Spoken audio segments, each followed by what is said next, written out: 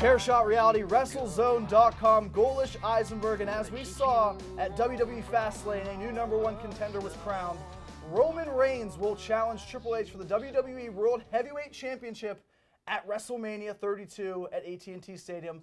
Brian, your initial reaction on Roman Reigns winning, and where do they go from here? Well, I think like where Roman Reigns was given the blood capsule for a prop on Raw, I think you have a prop because you're about 7 inches taller than me right now. I don't know what's going on, but I mean, the match is set, but the problem they're going to have is getting Roman Reigns over as a face. It's not going to happen. Everyone was cheering Triple H on Raw on Monday night when he was beating the holy hell out of Roman Reigns, and that really goes against it. If they would have done something, and they could still do it, they could do a turn at WrestleMania, or they could do something where The Rock comes back to lend a hand to Roman Reigns, and Roman says, I don't want it.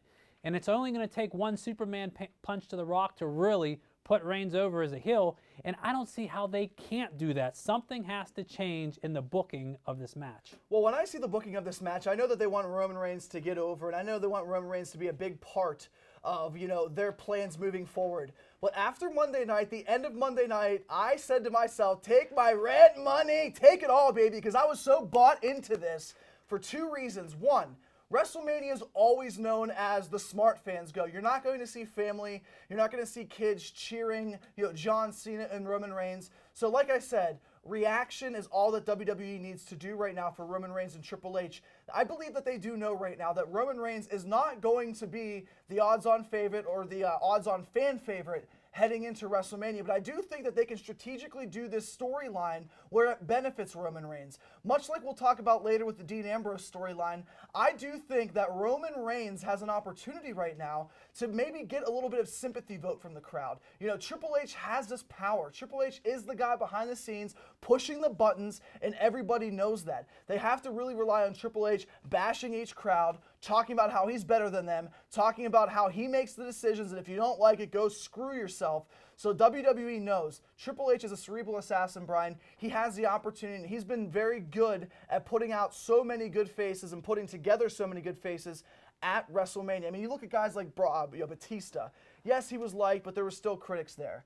He's been able to consistently put people over at WrestleMania. So obviously it's so far in advance, Brian, but how does the next 2, 3, 4 weeks play out? Does Roman Reigns get the upper hand? Well, you're not going to see Roman Reigns for the next 2, 3, 4 weeks. He had the surgery. It had to be a pre-existing position. That was a perfect opportunity to write him off television for a couple weeks. And he'll come back in some capacity once Triple H runs his mouth, and Reigns will come back and attack him backstage or however it may be. But you have to look at the several different opportunities they have. The Rock will be involved in WrestleMania, but the more I think about it, maybe it's not with Roman Reigns. We saw the reaction Roman Reigns still had at the Royal Rumble last year when The Rock came out to congratulate him. But what if Seth Rollins were to return in some capacity and cost Triple H the match? That point, you get Roman Reigns over because he's siding again with Seth Rollins, and then you can carry over a double cross to where Roman Reigns takes out Rollins and you have your heel turn there. There's a lot of scenarios that go on in this match, and I think the closer we get to WrestleMania, maybe not until WrestleMania, will we see the true intentions of WWE. But this far out, automatically, you got to think Roman Reigns is winning the title. I agree, and Justin LaBar obviously said earlier, the past couple of weeks, LaBar's been talking ad nauseum about having different people involved in the match, whether it's The Rock in Roman Reigns' corner, or Ronda Rousey, or Stephanie McMahon and Vince McMahon. Now with the main event, or the Hell in a Cell match with Shane McMahon and The Undertaker, do these storylines combine? Do they maybe put these together like they did so similar in the Attitude Era? You can, but you have to be very careful. Again, it comes back, what's the involvement of The Rock going to be? The Rock says he's coming to set records and do big things. Is that with Roman Reigns? Can they change the course of action? He announced that long before Shane McMahon was put into the match with The Undertaker. So they still don't know. These next 4 or 5 weeks time frame, very pivotal for WWE, because guess what? That script can be ripped up and rewritten a half dozen, 10, 12 times between now and April 3rd. And I do think WWE has a really good opportunity right now, a lot of options. You read about it on your article on CSRWrestling.com. WWE has a lot of options right now moving forward. What about maybe a potential Rock costing The Undertaker the match and Shane McMahon controls the company? Because we know last year at WrestleMania, the interaction between Triple H and The Rock was setting something up.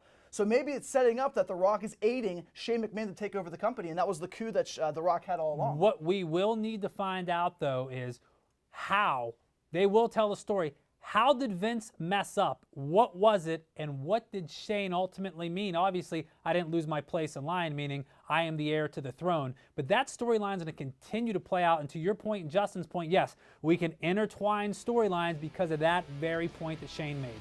Chairshot Reality on WrestleZone.com. Coming up next, we're going to talk Dean Ambrose and Brock Lesnar and why some of us think that might not be best for business. Stay tuned. Chairshot Reality on WrestleZone.com.